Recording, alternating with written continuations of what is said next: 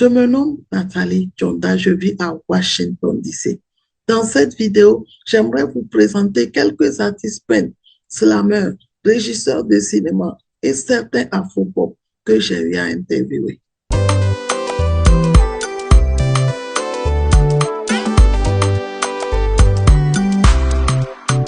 Nous sommes en direct de Washington, D.C. aujourd'hui. J'ai le plaisir d'avoir la chanteuse togolaise Christelle Johnson sur ma chaîne. Est-ce que vous pouvez vous présenter? Christelle Johnson, artiste de la chanson et aussi présidente de l'ONG Coup de Pouchin de l'Espoir Nord-Sud. Je réponds au nom sur l'état civil Adjomaï Johnson Ayele Christelle. Christelle Johnson, je suis très contente de vous avoir sur ma chaîne aujourd'hui.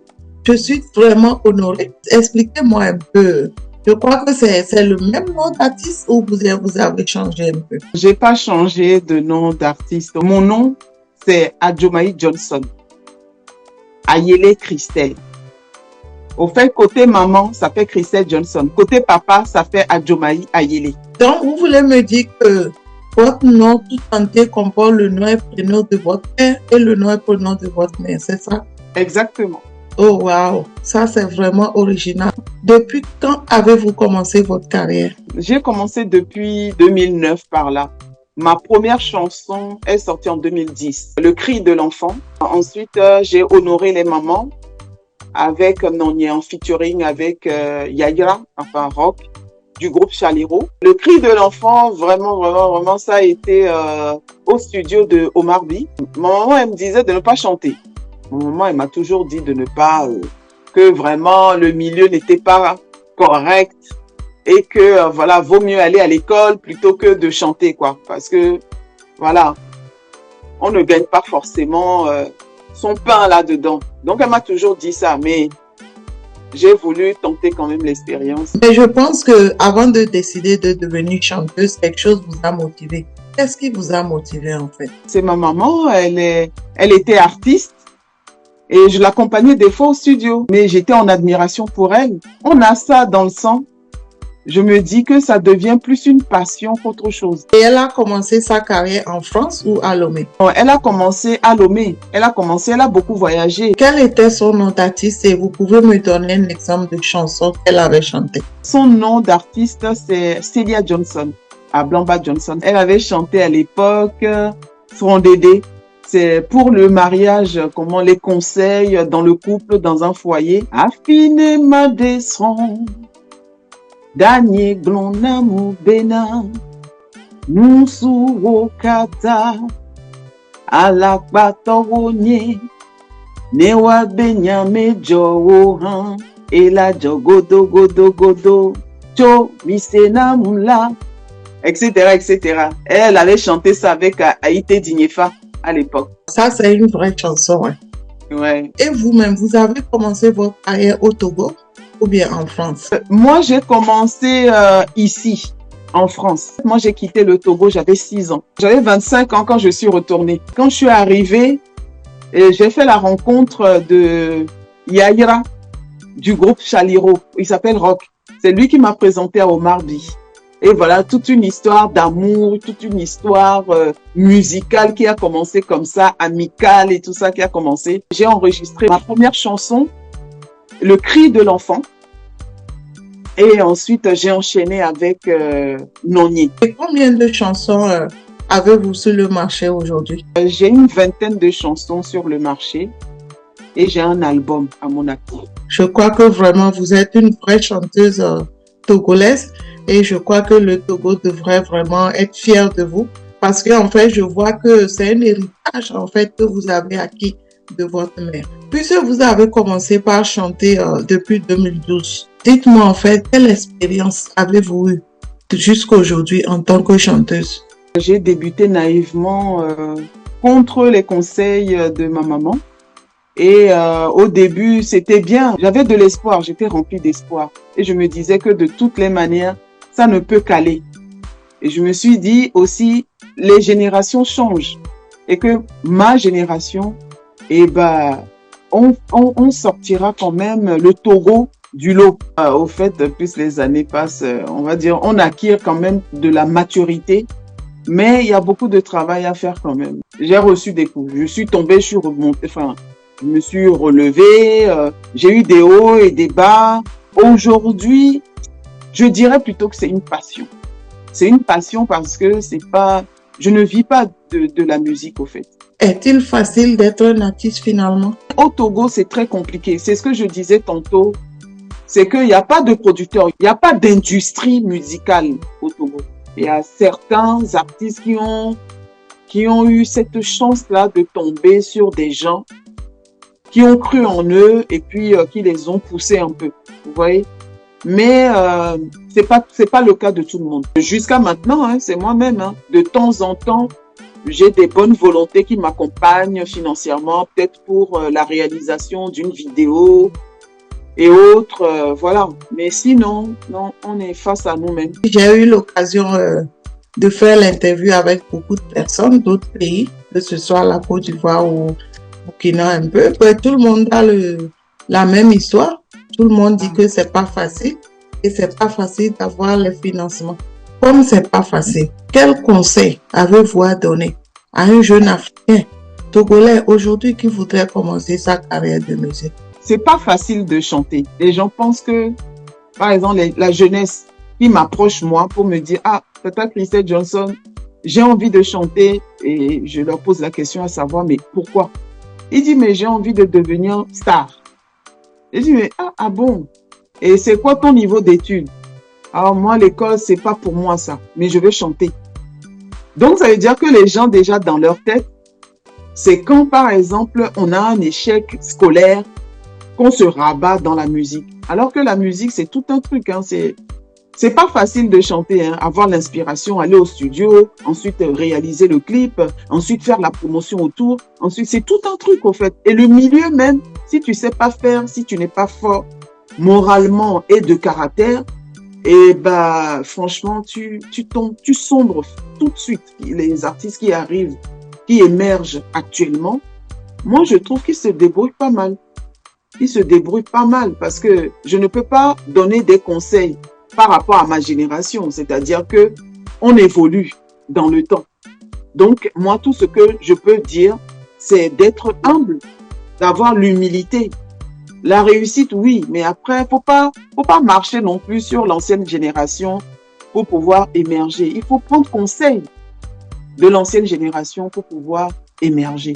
Parce que les deux vont faire une force. Mais moi, mon conseil, c'est d'avoir un pied à l'intérieur et un pied à l'extérieur. Parce que quand on a les deux pieds à l'intérieur, quand on n'y arrive pas là, c'est là où c'est plus difficile pour les artistes de se relever. Je pense qu'un jeune artiste quand même devait considérer les anciens, chercher au moins à voir les conseils et puis être humble aussi. J'ai vu que vous venez de sortir une chanson sur le marché.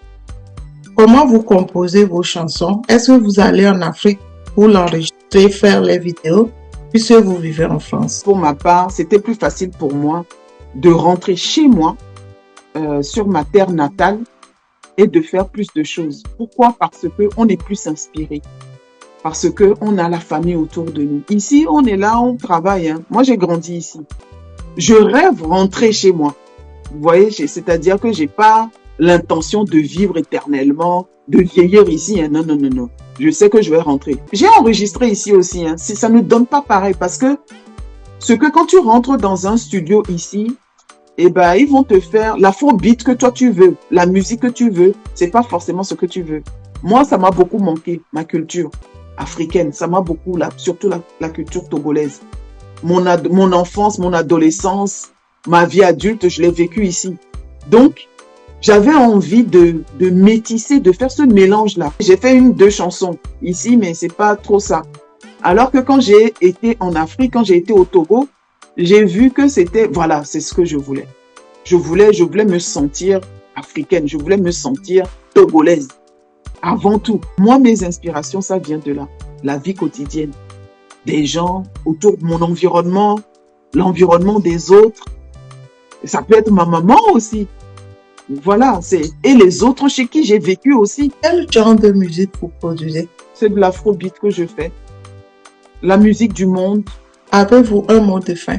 Je tiens seulement à donner beaucoup de courage à tous ceux-là qui ont quitté leur pays, leur terre natale pour se chercher et qui sont restés finalement. J'ai envie de leur donner beaucoup de courage. J'ai envie de leur dire que de ne pas oublier d'où ils viennent. Christelle Johnson, merci beaucoup d'être venue sur ma chaîne. Je rappelle qu'on est en direct de Washington, D.C. aux États-Unis. Je me sens tellement honorée aujourd'hui, Christelle Johnson, pour vous de m'accorder cette interview depuis la France. J'espère qu'on se reverra très prochainement pour une autre interview. Merci beaucoup et à très bientôt. Au revoir. À très bientôt.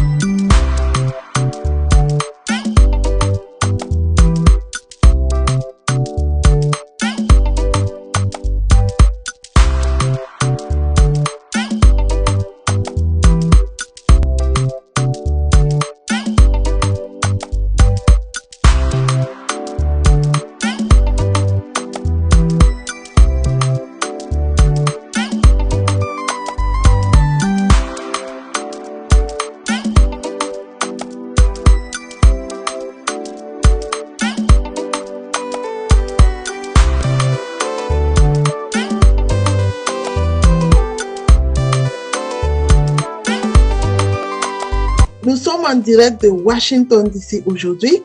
J'ai le plaisir d'avoir le slammer togolais Caporal Wisdom sur ma chaîne. Qui est Caporal Wisdom? Je suis le K-A-P-O-R-A-L-W-I-S-D-O-M, Togui Ekwevi Yehowa Baby Caporal Wisdom, le seul être en featuring avec le Saint-Esprit. De nationalité togolaise, je suis africain, je porte le nom de Konke Ekwehola Wisdom en état civil, artiste, slammer, entrepreneur culturel, président de l'association culturelle pour l'éducation et le social en Afrique. Depuis quand avez-vous commencé votre carrière? J'ai commencé ma carrière en 2004 en tant que danseur, 2004-2007.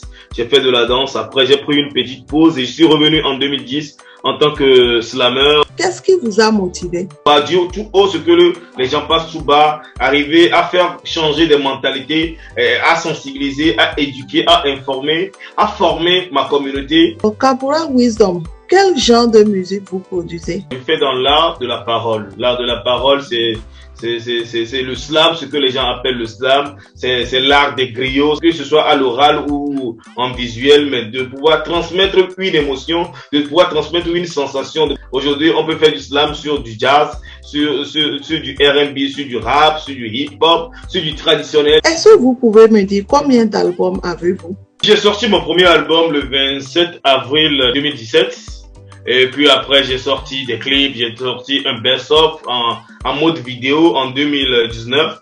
Là, je suis en train de préparer mon second album qui doit normalement sortir depuis 2020, mais vu la situation Covid qui nous oblige à rester dans les restrictions, sans regroupement, sans rassemblement, donc on est en train de repousser l'album vers 2021. Combien de chansons avez-vous produites? J'ai produit pas mal de chansons, il y a au moins une cinquantaine, pour ne pas dire une quarantaine de chansons. Et il y a eu des tubes à succès comme le titre Demain il fera beau qui a été reprise par beaucoup d'artistes à l'international. Il y a eu une version panafricaine, il y a eu une réponse qui venait du Gabon, il y a eu une réponse qui venait du Bénin également. Et puis des reprises au Togo ici. Il y a le titre Lettre à ma génération qui a été reprise en Italie, en Haïti, en Centrafrique, au Gabon, au Congo et puis au Bénin et au Togo. La chanson phare que beaucoup de personnes connaissent, c'est le titre Demain il fera beau, qui est également le titre de mon premier album et qui est devenu une marque de t-shirt que j'ai beaucoup vendu et qui est aujourd'hui également le nom de mon festival, le festival Demain il fera beau. Avec le slam, tu n'as pas besoin d'aller enregistrer forcément le son dans un studio parce que on peut te recommander des tests sur des thématiques données où tu écris le test et tu viens dire à la cérémonie et puis ça s'arrête là. Par quelle chanson avez-vous commencé votre carrière? J'ai commencé ma carrière avec la chanson Adjoavi qui était le prix en fait de mon premier trophée Road Jam. Donc le prix c'était l'enregistrement d'un son et qui était Adjoavi que j'ai lancé en 2011. Avez-vous eu des awards? J'ai 4 All Music Awards 2015, 2016, 2017, 2018 et puis il y a des Heroes.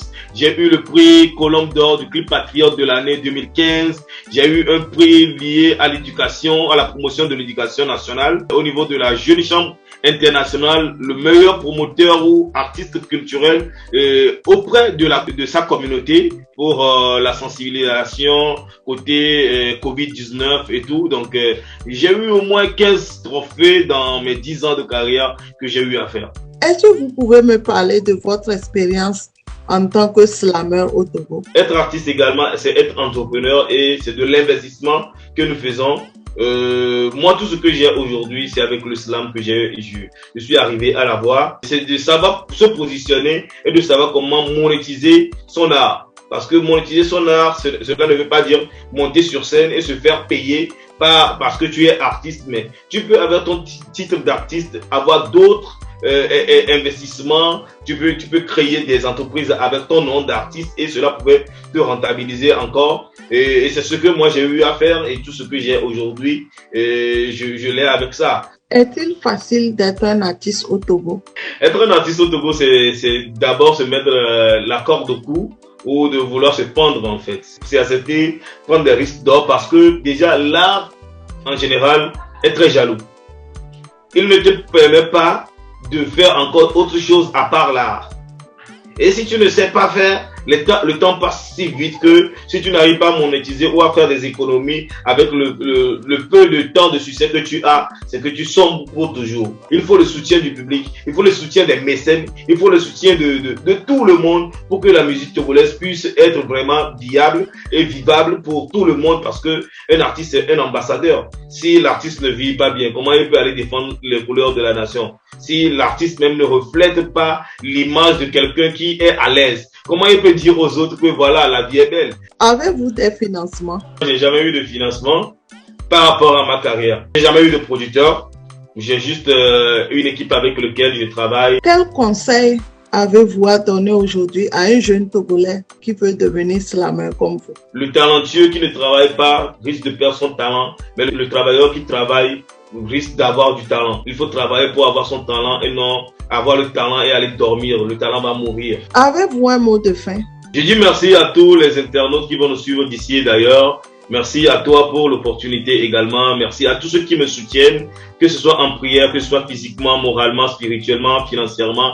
Tous ceux qui m'apportent un appui. Merci, merci, merci, merci, merci, merci. On continue le combat. L'avenir nous appartient. Demain, il fera beau. Ne baissons pas les bras. Ne nous décourageons pas parce que l'avenir promet. Caporal Wisdom, merci beaucoup d'être venu sur ma chaîne.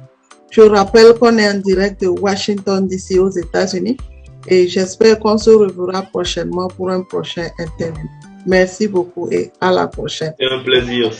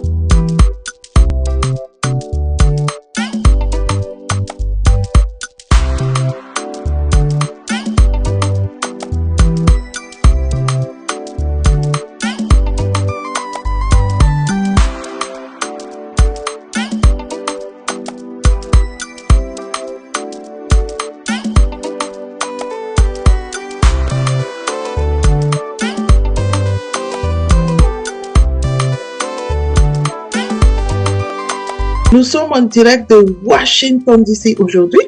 J'ai le plaisir d'avoir le chanteur togolais Fofo Agnidoté sur ma chaîne. Est-ce que vous pouvez vous présenter? Je suis Agnidoté Ankou à l'état civil. J'ai choisi Fofo Agnidoté comme nom d'artiste. Je suis togolais vivant à Toulouse en France et ça me fait plaisir d'être sur votre chaîne aujourd'hui et partager ce que je sais faire. Depuis quand avez-vous commencé votre carrière? Oui, il y a 3 ans, j'ai commencé ma carrière, disons en 2019. J'ai sorti mon premier titre qui s'appelle Nio, que j'ai écrit en Akoso. Je suis Akoso d'origine. Aujourd'hui, j'ai sorti mon EP de 7 titres qui est déjà sur toutes les plateformes. Qu'est-ce que vous appelez en fait par EP? Vous voulez dire un album? C'est un mini-album. C'est le fils de l'album, si on peut dire. Donc, vous voulez me dire que vous avez commencé votre carrière il y a 3 ans. Vous l'avez commencé en France ou bien au Togo? Je l'ai commencé en France, oui. Qu'est-ce qui vous a motivé? Je voulais être écrivain. J'ai pas pu écrire mes livres. Et finalement, j'ai décidé de chanter ce que je devais écrire. Au-delà de ça, d'autres motivations, c'est que je suis né d'une famille où la chanson, tout ce qui est musique, ça résonne tout le temps chez nous. Même si c'est pas de façon professionnelle. Donc, on a ce truc-là en nous de pouvoir chanter, de pouvoir interpréter et tout ça. Vous voulez me dire qu'en fait, vous sortez d'une famille où les gens aiment beaucoup chanter, c'est ça? Bien sûr, oui. J'ai une famille où tout le monde chante. Quasiment tout le monde. Et mon grand-père, c'est le premier à m'inspirer d'ailleurs. Fofo Agnidoté, quel genre de musique vous produisez? Je fais dans l'afrobeat. On prend des sonorités de chez moi et d'ailleurs, on mélange et on sort un truc qui est propre à nous. Puisque vous avez choisi de présenter la culture togolaise dans vos chansons, vous chantez en évé, en français ou en akoso? Je chante parfois que en akoso. Parfois, je chante en évé, en mina et je mélange le français aussi et un peu d'anglais des fois. Le rythme togolais, en fait, connu, c'est le bobobo. Donc, je peux dire le style qu'on a dans la région d'Agou, de Kalimé. Et vous utilisez ce bobobo aussi? Je l'ai utilisé vite fait, mais la plupart du temps, c'est beaucoup plus agbadja et un peu de rythme kamou. Par quelle chanson avez-vous commencé votre carrière? Nio, c'est en akoso. Et c'est une chanson que j'ai écrite particulièrement en akoso parce que ça me définit, ça me permet de me lancer en tant que fils d'Akoso. Et qu'est-ce que ça veut dire, Nio? C'est un cri de cœur, c'est un cri au secours, c'est un appel à l'aide. En quelle année vous avez sorti cette chanson? J'ai sorti Nio en 2019. Cette chanson, je l'avais écrite déjà au Togo. J'ai commencé la production au Togo et je l'ai fini ici en France. Donc la sortie officielle, je l'ai fait au Togo. Puisque vous avez commencé par chanter depuis 2019, vous pouvez me dire exactement combien d'albums avez-vous aujourd'hui? Aujourd'hui, j'ai pas sorti encore mon album. Je travaille là-dessus. J'ai pas de date exacte à donner. Mais j'ai déjà sorti 7 titres. Toutes les plateformes digitales où on peut écouter les sons, vous pouvez trouver mes chansons. C'est vrai que vous n'avez pas encore sorti d'album, mais je crois que vous avez plusieurs chansons. Vous avez parlé de cette chanson, n'est-ce pas? 7 titres officiellement, je vous donne à peu près les titres. Donc il y a Nio qui parle de moi et de ma personne et de l'orphelin qui a besoin d'aide. Il y a Lomemiva, c'est un concept aussi qu'on a sorti récemment, qui est tiré de ce titre, Lomemiva. Et après, on a Adjovi, qui parle aussi de l'éducation de la femme, des jeunes filles. Symbole, et c'est tout un symbole parce que ça parle de plein de choses. Espoir. Espoir, c'est un titre que j'ai fait en featuring avec Dieudonné Willa, qui est un artiste beaucoup plus connu au Togo. Ayele aussi, ça parle de la femme. En tout cas, félicitations. Merci beaucoup. Est-ce que vous pouvez me dire si depuis là, vous avez eu des awards ou des reconnaissances? Je suis allé au Togo récemment et j'ai fait le tour des médias. C'était une tournée médiatique organisée par 2 entreprises de communication et j'ai été honoré avec un symbole que je vais vous montrer si vous voulez. Oui, je pense que tant que vous allez continuer votre carrière, vous aurez quand même des awards, des reconnaissances. J'aimerais que vous me parlez de votre expérience en tant que chanteur de la chanson togolaise vivant en France. C'est pas évident de pouvoir sortir comme ça et de se dire je suis artiste. Il faut travailler, travailler, travailler. Et ce travail, quand tu le fais, c'est comme le caméraman derrière sa caméra qui filme et que tu vois pas la personne. C'est ce qu'on a fait, nous, 2019, pardon, avant que je ne sorte, moi, ma chanson. Par exemple, sur des événements de King Vincent, où on était, nous, dans les coulisses. Il y a plein d'artistes avec qui j'ai travaillé. Est-il facile d'être un artiste en Afrique, au Togo et en France? En général, rien n'est facile.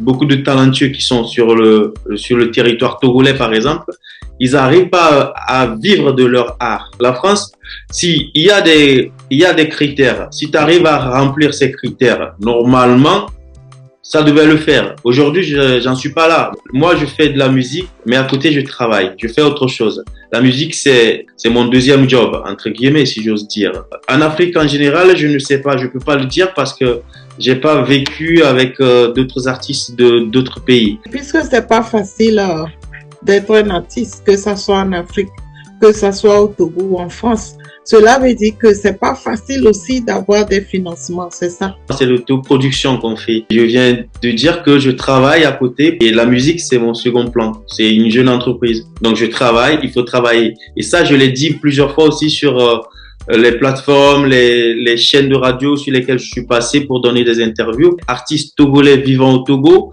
de se dire que aujourd'hui, tu vas te plaindre en te disant, la musique ne me nourrit pas, mais tu as cet amour-là pour la musique, mon ami, travaille à côté.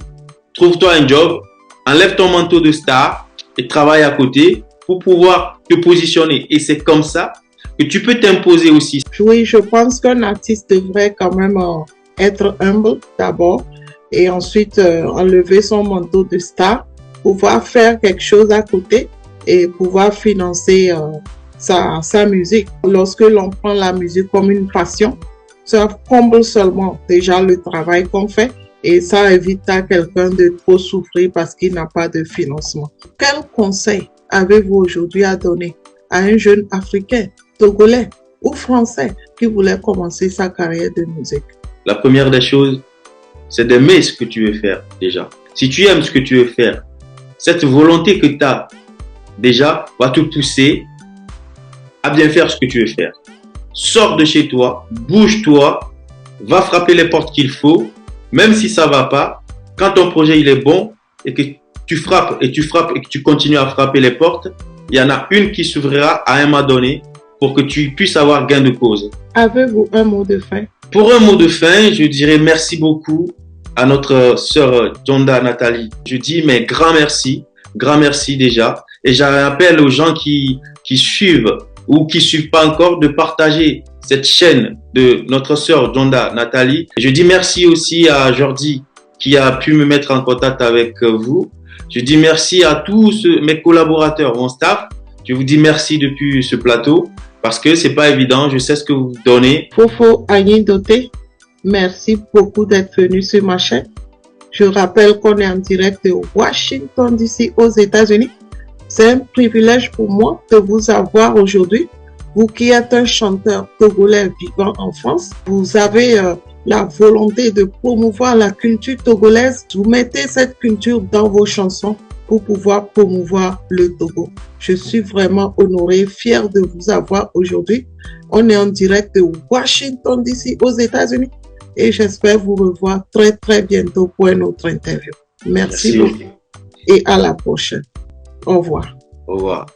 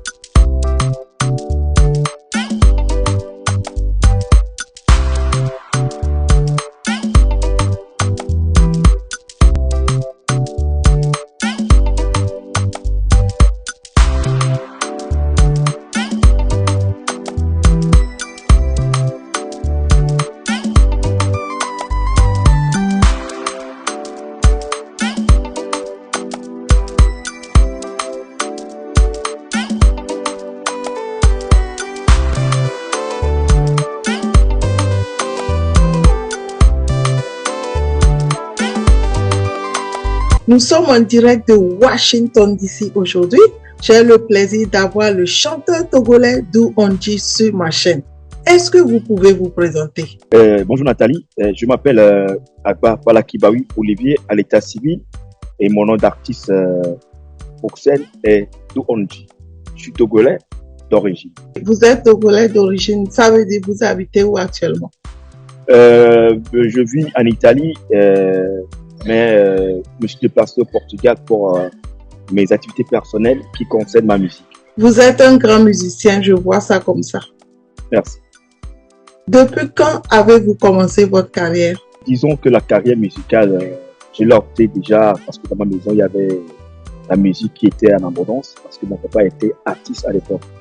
Donc, étant cuisinier, il chantait aussi, quoi. Il avait des heures libres où il chantait à la maison. Donc, moi, je suis versé dans la musique en famille.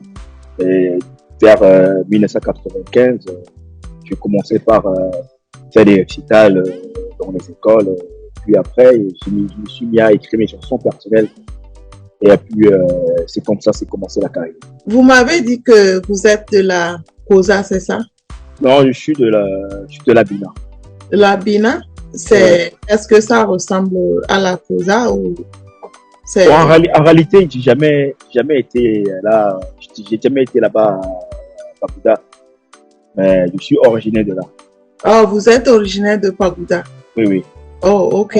Donc, vous parlez kabyle, je peux le voir comme ça. Un petit peu.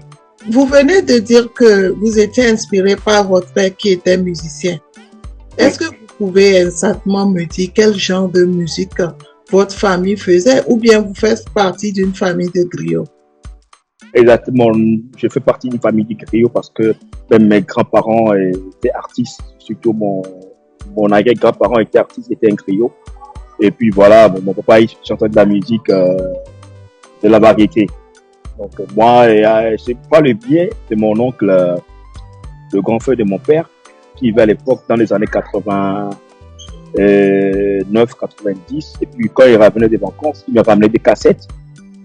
Et c'était là où, à ma grande surprise, j'ai écouté beaucoup de musique. Il y avait pas mal de styles de musique. Il y avait le hip-hop, il y avait le reggae, il y avait du blues, il y avait du jazz. Mais moi, bon, j'ai juste tombé sur la musique hip-hop. Et voilà, donc ça m'a mis du temps à beaucoup écouter la musique hip-hop. Et puis là, je me suis adapté comme style de musique. En fait, vous avez parlé de votre oncle qui chantait. Non, mon oncle, le côté partenaire, c'est-à-dire le grand frère, l'aîné de mon père, il est avocat en France. Donc, quand il revenait de France à Lomé, il me ramenait des cassettes enregistrées, quoi, des chansons, et puis du Walkman à l'époque, dans les années 90. Donc, parmi ces cassettes, il se trouvait beaucoup de musique, de styles différents. Voilà, donc il y avait du blues, du jazz, du reggae, du hip-hop. Bon, moi, j'ai adopté le hip-hop parce que quand j'écoutais à mon premier écoute, voilà, je suis tombé amoureux du hip-hop, quoi. Donc, j'ai développé ce style-là en écoutant tout le temps, et puis voilà, je me suis mis à pratiquer ce style, quoi. En fait, comme vous m'avez dit que vous faites partie d'une famille de griots, j'aimerais quand même savoir quel genre de chansons chantait votre famille. C'est vrai que vous avez adopté le pop ou hip-hop. J'aimerais quand même savoir le genre de musique que votre famille produisait. C'est toute la musique traditionnelle. La musique traditionnelle, même si c'est au village, des musiques traditionnelles du terroir, là, du village. Donc, c'est une musique authentique. En fait, ils faisaient la musique traditionnelle et voilà. Vous avez choisi le hip-hop, c'est ça? Hip-hop, parce que, non, en réalité, j'ai choisi le hip-hop, mais je mélange aussi cette culture-là des percussions africaines dans les chansons, quoi, dans les musiques. Mais le rythme demeure le hip-hop, mais la technique, la performance, c'est toujours le hip-hop, quoi. Donc, je peux comprendre par là que votre famille vous a motivé à devenir chanteur, c'est ça? Exactement, parce que, premier temps, je dirais, c'est dans le sang, la musique dans le sang. Et puis, grâce aussi à mon oncle qui m'a ramené des cassettes, donc moi, je me suis mis à écouter de la musique parce que j'aime la musique. Parce que la musique, mon papa mettait la musique 5 sur 5 24 sur 24 à la maison. Donc, on avait des vinyles, on avait des vinyles, des CD, des cassettes. Voilà. Donc, on jouait tout le temps la musique, quoi. Moi, j'ai grandi dans une famille de musique. C'est-à-dire que je suis artiste aujourd'hui. Vous avez déjà dit que vous produisez le hip-hop. Vous pouvez m'expliquer qu'est-ce que vous appelez par hip-hop? Le hip-hop, c'est en réalité, c'est un mouvement rapologique et qui est issu des militants qui combattent pour la révolution, c'est-à-dire les gens qui sont activistes, qui dénoncent les choses qui ne vont pas. Oui, je vous Voilà, sais. donc je te parlais à l'époque du temps de l'esclavage, les esclaves chantaient au rythme du blues, c'est-à-dire en se soutenant durant l'esclavage. Parce que le hip-hop, elle est inventée en Afrique, et puis il est né dans le Bronx, à Queens, à New York. C'est de là que c'est commencé la culture hip-hop. La culture hip-hop, c'est une musique typiquement noire. Ok. Voilà, donc le hip-hop, il est sorti du jazz, du blues, et du funk, et tout ce qui va avec le rythme tout autour. Mais quand même, c'est étonnant parce que vous êtes sorti d'une famille de griots qui faisait que la musique traditionnelle et vous avez adopté le hip-hop. Avez-vous quelqu'un qui faisait le hip-hop à l'époque qui vous a inspiré? Non, au Togo, dans les années 90, le hip-hop n'existait pas. Le hip-hop togolais n'existait pas. C'était du hip-hop exporté. Quand on voit ici les chaînes, le hip-hop américain. Donc, c'est ce que je te parlais avant, que dans les cassettes qui me ramenaient mon nom, il y avait du hip-hop. Il y avait du hip-hop américain. Et il y avait du groupe, par exemple, comme NWA. Il y a aussi le groupe Public Enemy, Afro Jazz, aussi, qui était un groupe de rap français à l'époque. Donc voilà, j'ai eu un claque, j'ai eu un déclic pour recevoir cette musique. Donc je me suis mis à... Étant que cette musique était déjà noire. Donc moi, j'ai aimé juste, à ma première écoute, j'ai commencé par m'y mettre à l'écouter à fond, et puis j'ai pris comme style de musique. Voilà. Oui, vous m'avez dit que vous faites le gospel. Donc, vous avez utilisé le hip-hop pour faire le gospel ou bien comment vous avez fait cela? Voilà, en fait, j'ai sorti mon premier album en 2014. Et sur cet album, il comportait 13 titres. Il y avait un morceau que j'ai fait aussi en raga, mais un morceau gospel. Donc, qui résumait un peu sur ma vie, comment j'ai dû avoir des séquelles, des aléas de la vie, tout cela, mais Dieu a répondu à ma prière. Puis les portes sont ouvertes, les portes sont ouvertes pour moi. Et puis, voilà. Par quelle chanson avez-vous commencé votre carrière? Au départ, j'en ai fait beaucoup de chansons, mais qui n'étaient pas officialisées sur les médias. Parce qu'à l'époque, on n'avait pas le temps, on n'avait pas c'est-à-dire des moyens pour entrer en studio. Parce qu'à l'époque, les studios n'étaient pas encore présents sur le terrain. Donc, on avait des cassettes, on faisait des records, des cassettes en cassette à la maison. Et comme ça, de fil en aiguille, en réaction des chansons. Et puis après, j'ai créé un groupe qui s'appelait BBC. Et puis, on a commencé par aller faire des spectacles, des concerts dans les écoles, tout ça. Et on participait aussi à des émissions radio. À l'époque, à Dewi, et Radio Galaxy. Il y avait une Radio Galaxy dans les années 1998 par un animateur qu'on appelle Jimé Pouli qui nous invitait à faire des freestyles. Des freestyles, c'est-à-dire que tu vas à la radio et puis on te met la musique, l'instrumental, et puis tu rappes dessus. Donc c'est ce qu'on faisait à l'époque. Et puis après, il y a eu que le groupe a été séparé. J'ai fondé encore notre groupe, Daripout, avec un franco-gabonais. Et là, on est allé dans le professionnalisme. On a resté quatre titres à Marcy, où le single qui avait pour titre Justice sans loi. Et c'est grâce à ce titre-là que j'ai eu à reçu un appel pour un label et qui s'appelle Repro Record. Et c'est par le biais toujours de l'animateur Julien Pouli. Et puis on a participé à cette compilation en 2003. Vous pouvez me dire alors combien de chansons avez-vous aujourd'hui et combien d'albums? Et j'ai fait beaucoup de collaborations. Bon, je peux pas compter les morceaux que j'ai fait avec les gens, mais j'en ai aujourd'hui qu'un seul album. Je suis en train de préparer d'autres chansons et qui sont officielles sur un album. Bon, pour l'instant, je suis en train de travailler encore sur des morceaux. Vous pouvez me dire si vous avez eu des awards, si vous avez fait des collaborations, vous avez parlé avec voyager et tout ça. Peut-être que vous avez déjà eu des awards. Non, j'ai pas encore eu des awards parce que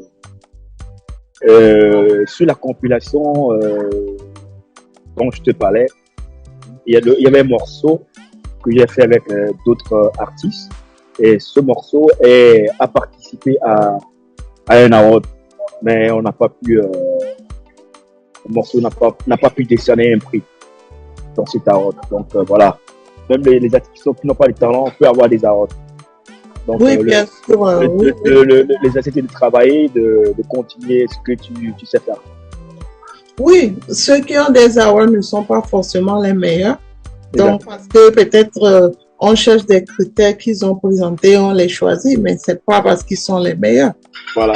Donc, et aussi, parfois, on ne peut pas donner qu'à la même personne chaque année. Il faut essayer de revoir les choses pour que d'autres aussi puissent en profiter. Parlez-moi de votre expérience en tant que chanteur de la chanson togolaise. Ok, la musique d'abord, c'est un gros travail. Quand tu es artiste, tu dois avoir beaucoup d'inspiration. Parce que si tu n'as pas d'inspiration, tu ne peux pas créer des chansons. Donc, il va falloir un grand travail pour faire cette carrière de musique. Donc, bon, en fait, aujourd'hui, je peux dire que moi, j'ai eu beaucoup d'espérance sur mon chemin, sur mon parcours en tant qu'artiste. Parce que j'ai aujourd'hui à mon actif, si tu veux, 22 ans dans ce parcours musical.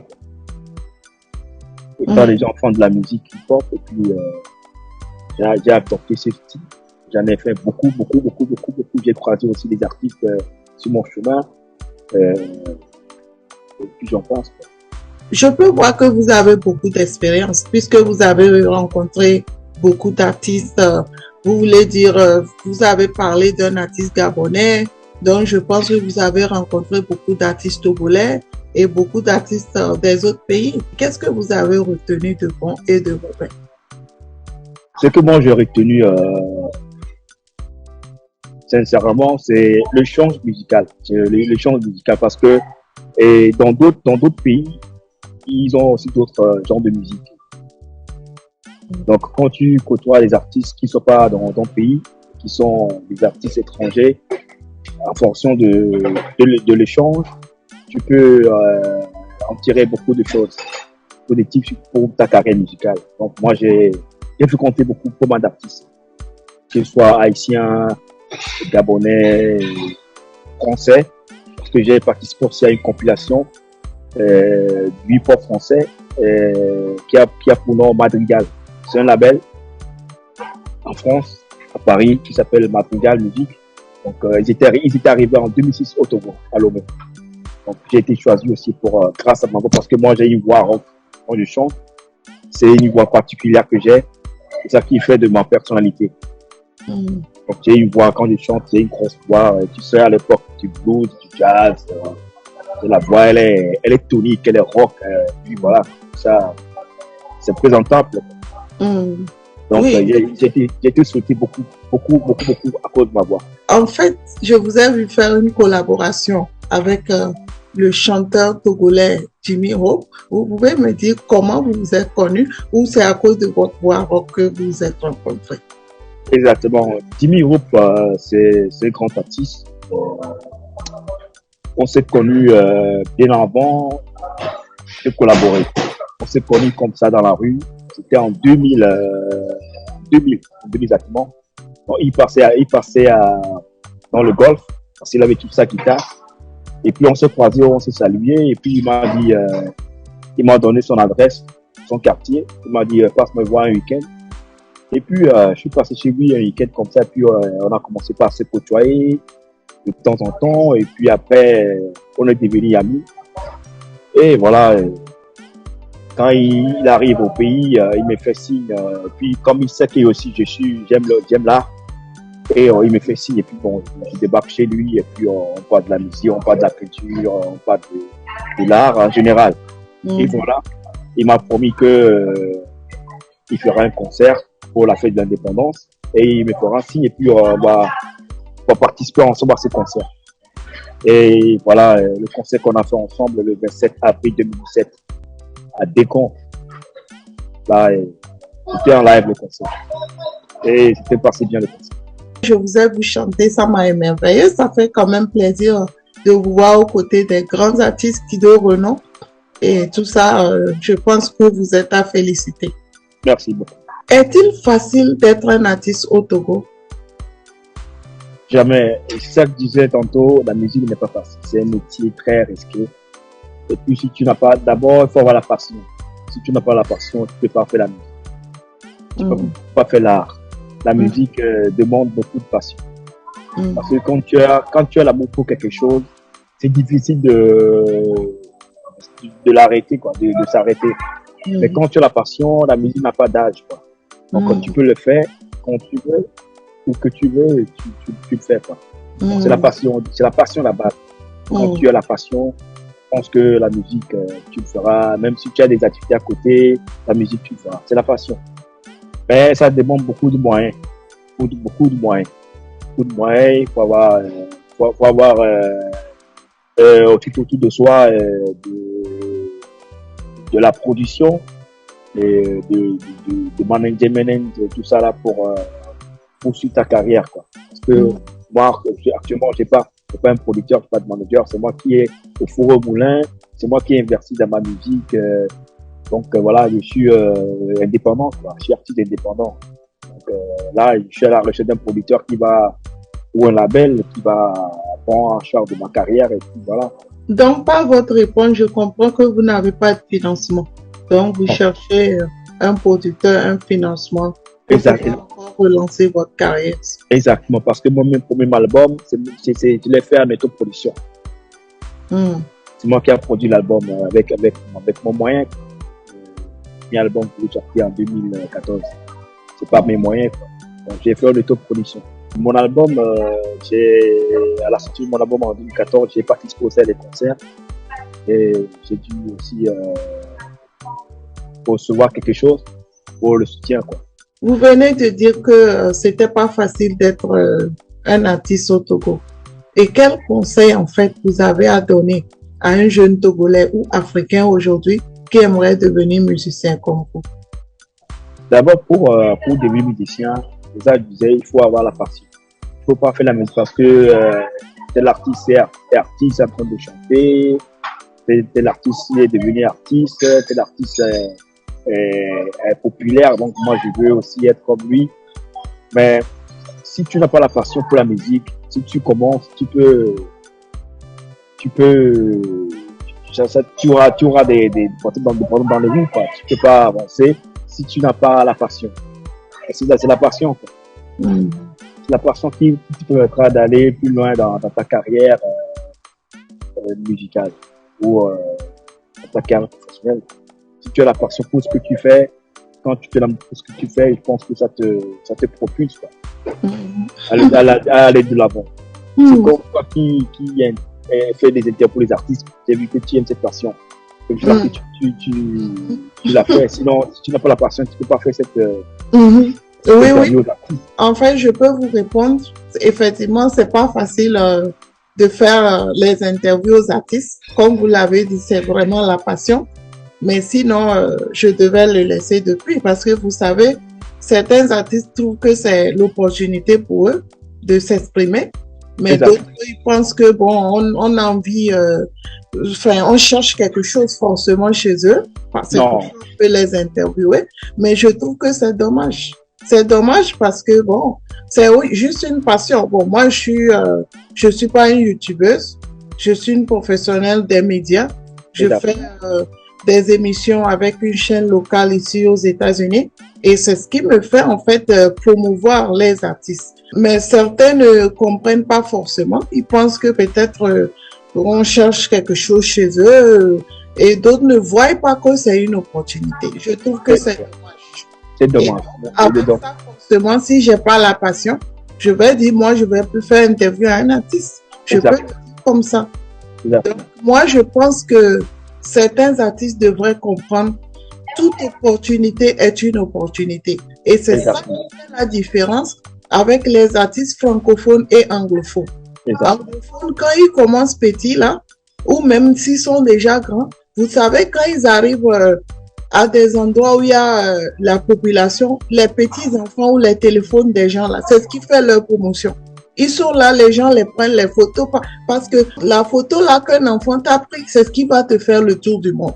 Donc, si t'es là, tu penses que t'es un grand artiste, ouais, ça là, c'est pas CNN pour que j'aille parce que, mais ce serait dommage, hein.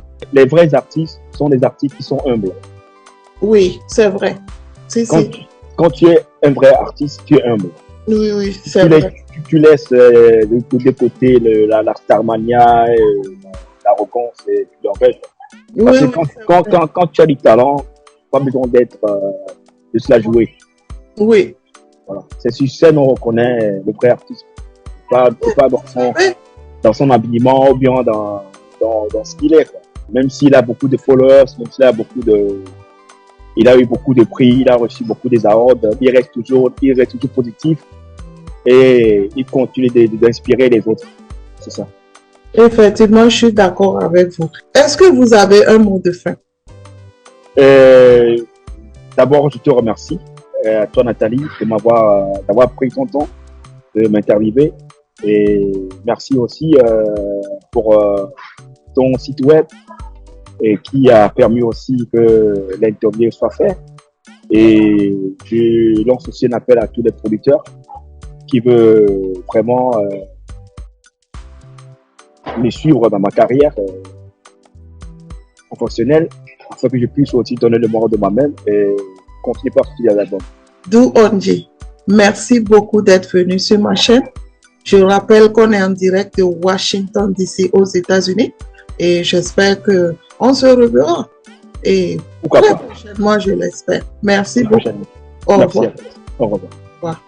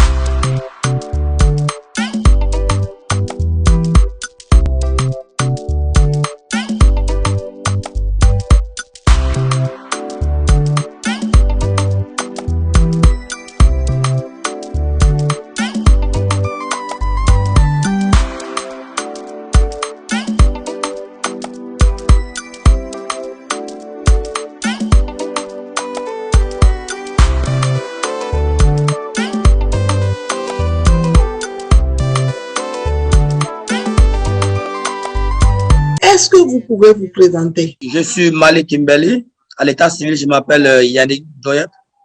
Je suis le manager de l'artiste togolais Mike Djoula. Je pense que vous n'êtes pas togolais, n'est-ce pas? Je suis camerounais. Oh, wow! Camerounais qui travaille avec un Togolais. Depuis quand vous avez commencé votre carrière? J'ai commencé à m'impliquer dans le management, ça fait de cela 5 ans aujourd'hui. J'ai travaillé auparavant avec certains artistes en Afrique, spécialement en Afrique du Sud. Mais ça fait 3 ans que je travaille avec Mike Djoula. Comment est-ce que vous vous êtes rencontrés? Mike Djoula et moi, on s'est rencontrés lors d'une soirée. Il est venu prester, j'ai vu comment il a presté, mais j'ai senti qu'il n'avait pas un bon suivi. Parce que c'est un artiste vraiment très talentueux. Je me suis dit, mais pourquoi pas lui donner un coup de pouce? On lui a aussi parlé de moi. Et on s'est vu, on s'est donné rendez-vous, on s'est vu, on a discuté. Il a dit que j'étais camerounais. Je lui ai montré les artistes avec lesquels j'ai travaillé auparavant. Et il a été intéressé du projet. Donc, c'est comme ça on s'est lancé. Moi, je suis même très contente parce que je sais que vous, les Camerounais, vous êtes très talentueux. Ces 3 derniers clips sont un peu différents de certains clips là tenus auparavant. Parce que je me suis impliqué à 100% dans ces projets. Donc, je pense que nous travaillons vraiment et nous mettons vraiment du sérieux dans ce que nous faisons, quoi. Félicitations vraiment. Depuis quel pays vous avez commencé ce travail? Précisément depuis l'Afrique du Sud. Vous savez, auparavant, j'étais d'abord footballeur professionnel. Et vous savez, la musique et le football, ils vont de pair, quoi. Ma passion pour la musique m'a poussé à rencontrer un artiste camerounais qu'on appelle Maras Mokuma, à qui il fait un big up. Il m'a dit, petit, j'aime ta manière de voir les choses. J'aimerais que tu fasses les choses pour moi, tu fasses mes courses. J'ai négocié les cachets pour lui et tout. C'est comme ça que j'ai commencé le management. Donc, j'étais tout petit déjà, mais j'ai managé les artistes déjà, les grands artistes qui ont vraiment du nom, quoi. Qu'est-ce qui vous a motivé à décider d'être manager des artistes? Ma motivation, comme je l'ai dit tantôt, c'est d'abord l'amour pour la musique, l'amour pour la chose. J'aime d'abord la musique, j'aime l'art, parce que je suis aussi conseiller vestimentaire. Donc, j'aime la musique, j'aime l'art. Donc, c'est mon amour pour la musique qui m'a motivé à être manager d'artistes. Quel genre d'artistes vous managez? Vous managez toutes sortes d'artistes qui font toutes sortes de chansons ou bien vous avez les chansons spécifiques qui vous attachent chez les artistes? Je travaille avec tous les artistes. J'ai aimé Mike parce que il fait de la variété. Depuis que vous avez commencé votre carrière de manager, est-ce que vous pouvez me dire le nombre d'artistes que vous avez eu à travailler avec? 2 artistes avec lesquels j'ai vraiment travaillé parce que tout seul, c'est un métier qui n'est pas facile. 3 ans depuis 2019, je suis avec Mike jusqu'à aujourd'hui. Je suis à 4 artistes. Qu'est-ce que vous gagnez en fait en donnant votre temps à un artiste, en formant un artiste et en soyant son manager? On gagne, c'est 50-50. Quand je me déplace pour peut-être aller négocier des contrats, quand je me déplace peut-être aller pour apporter à l'artiste des contrats, donc quand il doit prester sur des prestations, il a son pourcentage, j'ai mon pourcentage. Le manager, c'est beaucoup poussé pour l'artiste. Parfois, faut confondre le manager et le producteur. Je suis manager. Donc, je travaille pour l'artiste. Ça veut dire que j'apporte des contrats sur la table et on fait 50-50. Malik, avez-vous déjà eu des awards? Par la grâce de Dieu, ça va arriver parce que je me dis qu'avec le travail que j'abats pour beaucoup d'artistes aujourd'hui, la musique africaine aux États-Unis, c'est pas aussi facile que ça. On n'a pas encore ces grands promoteurs-là qui ont mis sur pied certaines cérémonies, comme je vois du côté de l'Europe avec mon grand frère Moula, avec mon jeune frère pour dans l'aide nationale. Mais je pense qu'avec le temps, quand même, avec le travail que nous abattons, d'ici peu, ils vont aussi penser à nous. Parlez-moi de votre expérience en tant que manager des artistes. Ça n'a pas été facile parce que souvent, surtout quand tu dis dans un milieu africain, quand tu amènes un artiste qui n'est pas vraiment beaucoup connu sur la scène internationale, c'est pas facile. Ouais, un peu. Parfois, vous avez des critiques, tu vois, il faut tout défendre ton artiste, il faut te rassurer que tu sois l'image de ton artiste, c'est ton image, ton manager.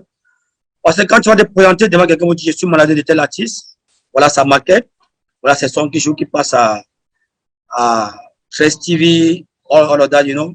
La personne veut tu en savoir plus. Mon expérience, je remercie Dieu parce que il a toujours su nous garder et nous mettre, nous diriger devant des bonnes personnes. Malik, est-il facile d'être un manager d'un chanteur? C'est pas facile d'être un manager d'artiste.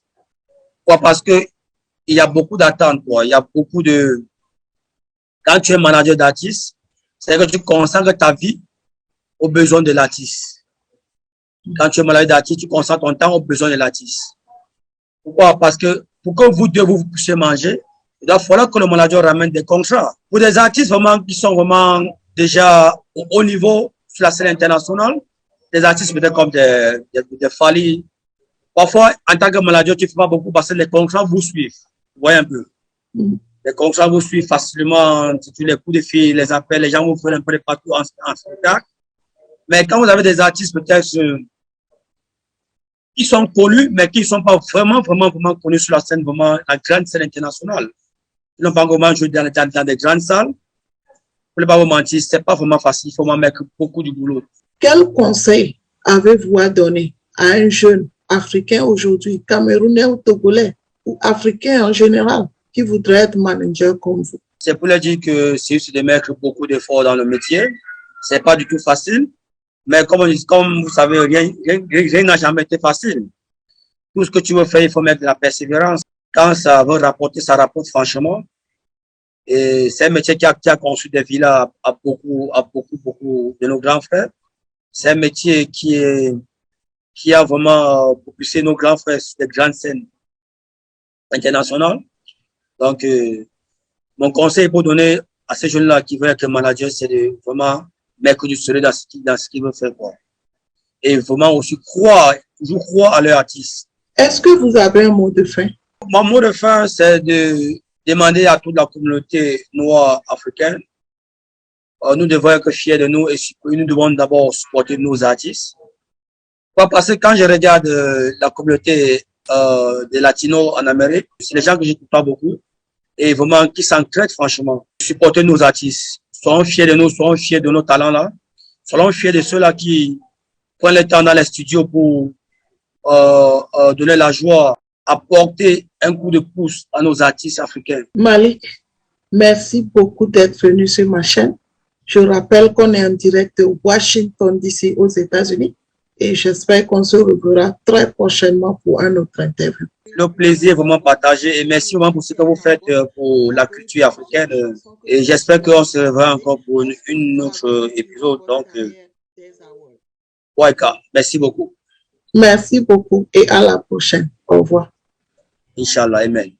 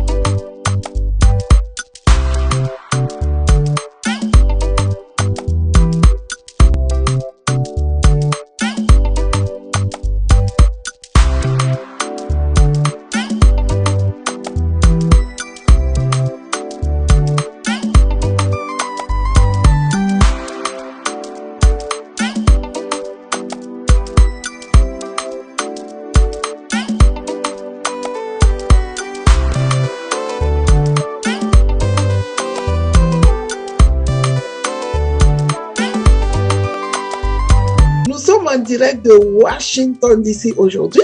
J'ai encore le plaisir d'avoir le régisseur du cinéma Paulin Tchangaï sur ma chaîne. Est-ce que vous pouvez vous présenter? Je m'appelle Paulin Tchangaï, je suis togolais de nationalité. Je vis au Sénégal depuis 2008 et après le bac. Et j'ai eu l'opportunité de faire l'expérience dans le cinéma il y a environ 3 ans. Depuis quand avez-vous commencé votre carrière de régisseur de cinéma au Sénégal? J'ai eu l'opportunité de me frotter au métier de régisseur il y a environ 3 ans. C'était lors d'une série avec la maison Caronica ici au Sénégal. J'ai eu cette chance de connaître, de découvrir ce métier et ben voilà, je me suis lancé parce qu'on m'a donné l'opportunité de me lancer. Vous êtes d'origine togolaise et vous avez dit qu'en 2008, vous avez déménagé pour vivre au Sénégal. C'est en étant au Sénégal que vous avez eu l'envie ou vous l'avez eu depuis que vous étiez au Togo? L'opportunité m'a été donnée au Sénégal. Mais je peux quand même dire que j'ai été motivé plus ou moins par des activités antérieures que je faisais depuis le Togo, notamment l'appartenance au club de jeunes, aux animations culturelles, que j'ai eu la chance de me frotter avec le professeur au lycée, au collège. J'étais un peu actif en tant que membre du club de jeunes. Quand j'ai eu l'opportunité de m'exprimer, c'était venu tout seul. Voilà. Mais l'opportunité du cinéma en soi m'a été donnée au Sénégal ici. Je suis fière d'entendre un jeune Togolais comme vous vraiment vous lancer dans le cinéma. Vous faites la fierté de l'Afrique. Est-ce que vous pouvez me dire dans quel film vous avez déjà joué? Le régisseur n'est pas forcément devant la caméra, il est derrière la caméra. Alors le régisseur, il fait beaucoup plus dans l'organisation du cinéma. Il est impliqué dans presque pas mal de tâches qui font que le film est lieu en fait. Donc j'ai commencé la régie dans le film Black and White. Donc c'était une série qui se tournait ici au Sénégal par la maison Caronica.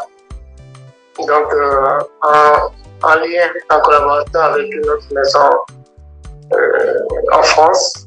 Donc c'était un film d'époque qui a impliqué les voitures de jeu et j'ai fait que moi j'étais gestionnaire ou j'étais manager disons d'un club de voitures de collection ici au Sénégal. Donc j'ai automatiquement été impliqué pour la prise en charge de ces véhicules. Donc j'ai commencé le cinéma en tant que régisseur responsable de voitures de jeu. Je vois que vous êtes vraiment impliqué, que vous aimez vraiment ce que vous faites, n'est-ce pas? Oui, ça je l'affirme parce que ça m'a déjà, dès le début, ça m'a touché. C'était nouveau pour moi et c'était vraiment passionnant parce que ça reliait l'organisation et tout ce qui relie vraiment l'organisation, je m'y retrouve là-dedans.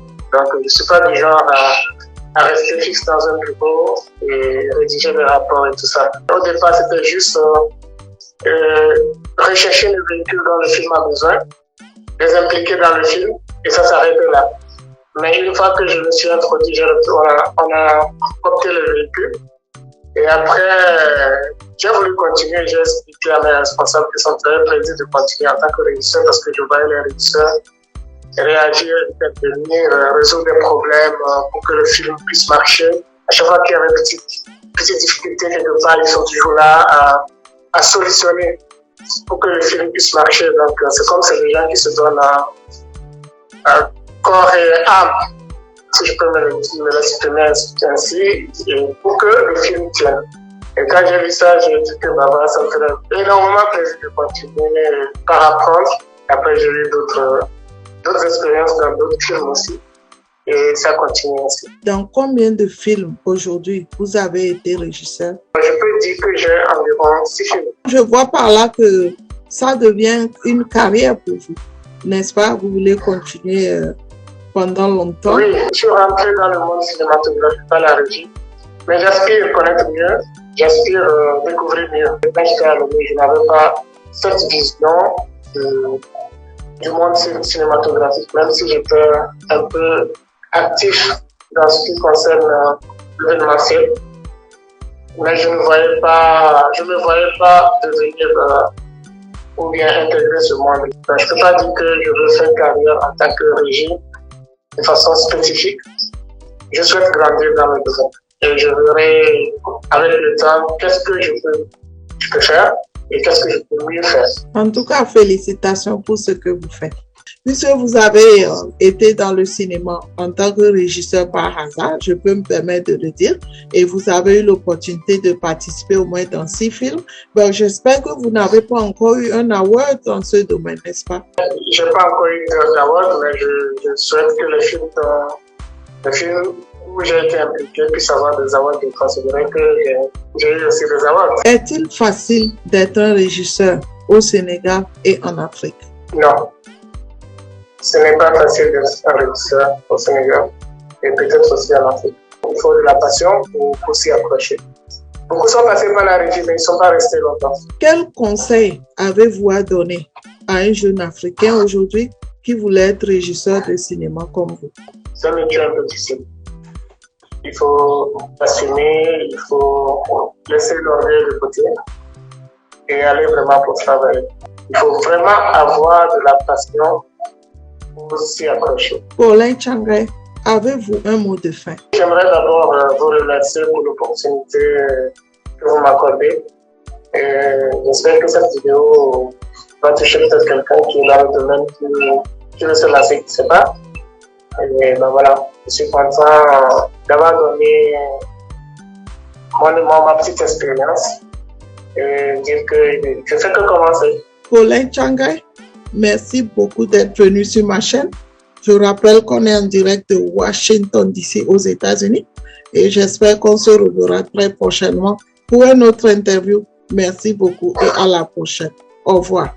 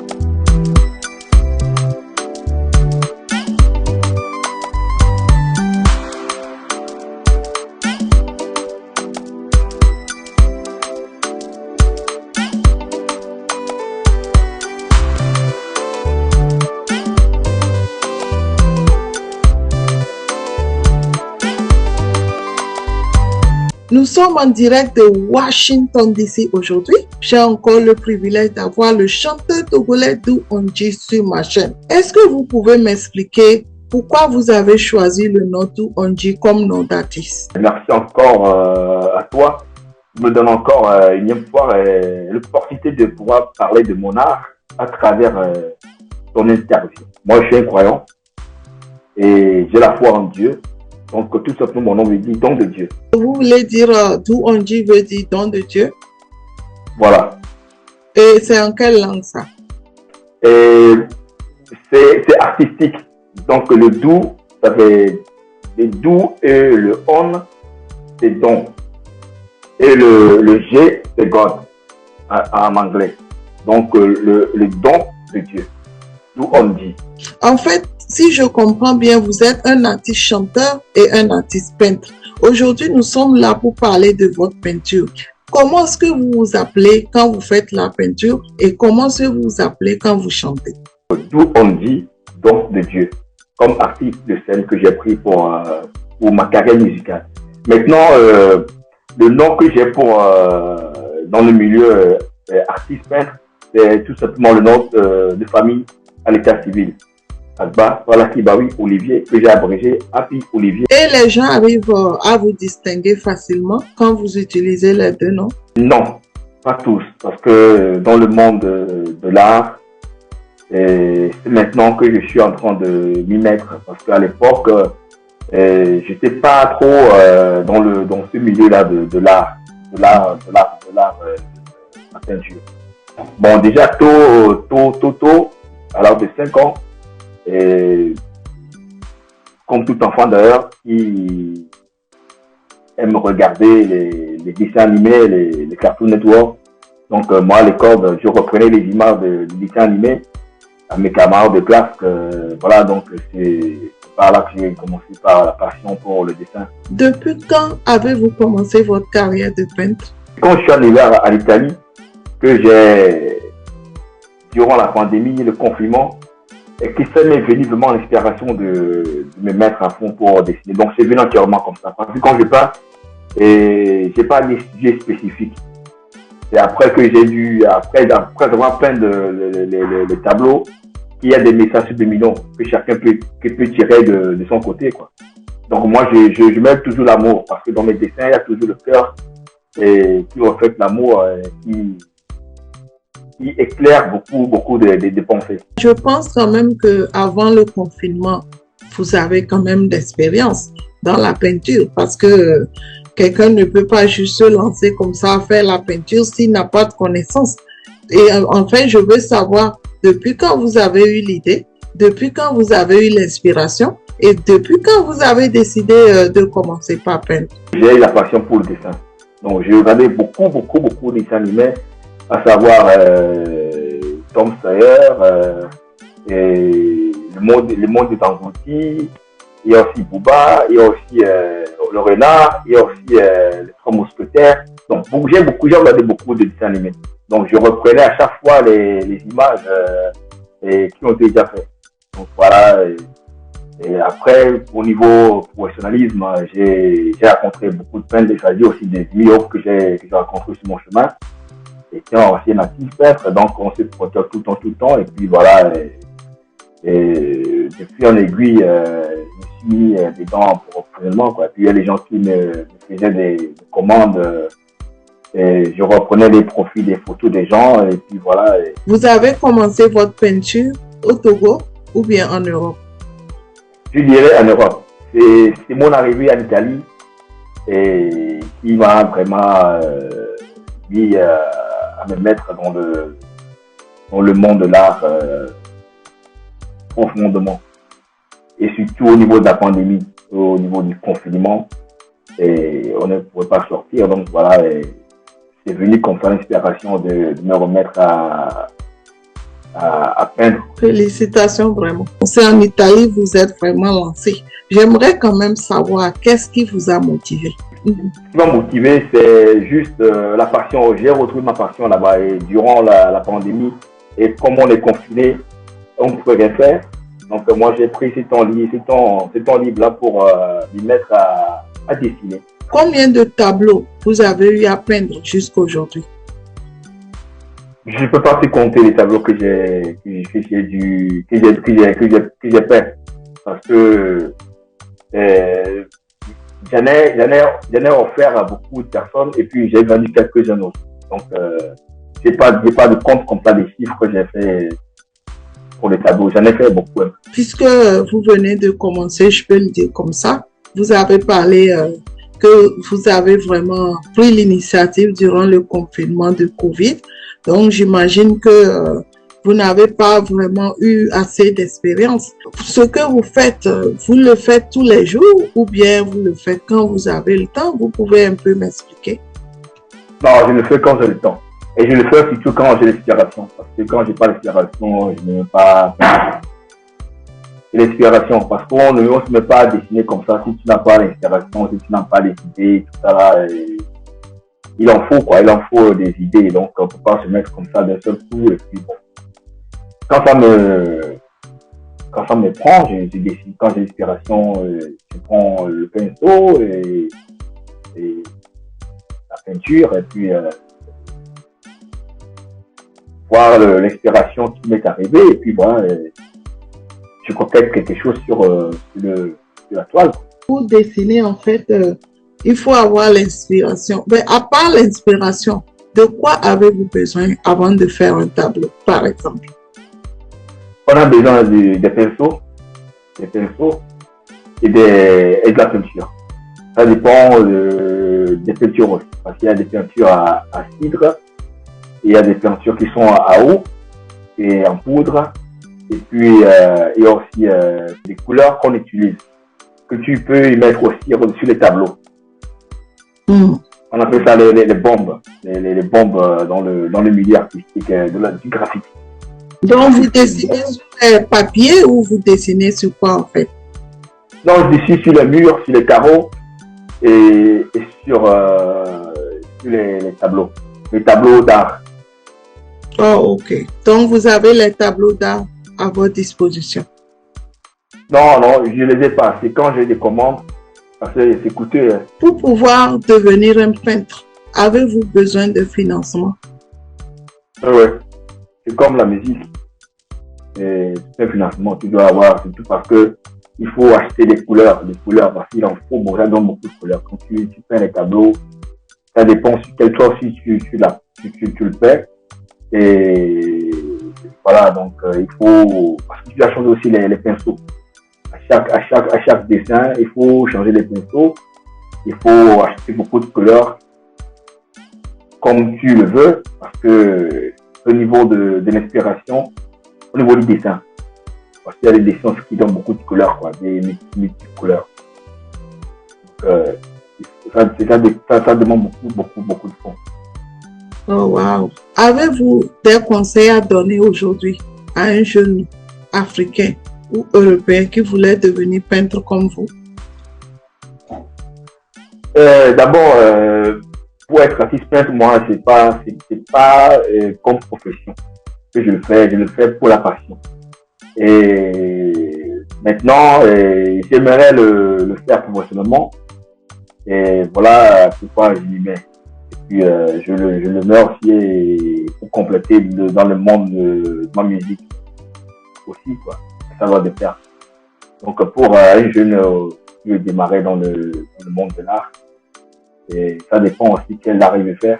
Il y a aussi, dans l'art, il y a la sculpture, il y a le, comment on dit, les dessins de profil, et puis il y a les dessins d'extraction. Que toi-même tu inspires à mettre sur ta toile. Donc, ça demande beaucoup d'inspiration. Beaucoup d'inspiration, la passion. Parce que pour peindre un tableau, ça demande beaucoup de temps. Beaucoup de temps et beaucoup d'énergie et beaucoup d'amour. Avez-vous un mot de fin? Et je te remercie encore de m'avoir accordé encore cette interview. Du côté de l'art, de la peinture, et que j'ai pu m'exprimer à mon humble parole. Donc, merci beaucoup. Et à toi aussi, bonne continuation. Tourangi, merci beaucoup d'être venu encore sur ma chaîne. C'était une opportunité encore de t'avoir aujourd'hui et j'espère qu'on se reverra encore une prochaine fois pour une autre interview. Merci beaucoup et à la prochaine. Au revoir. Merci beaucoup. Au revoir.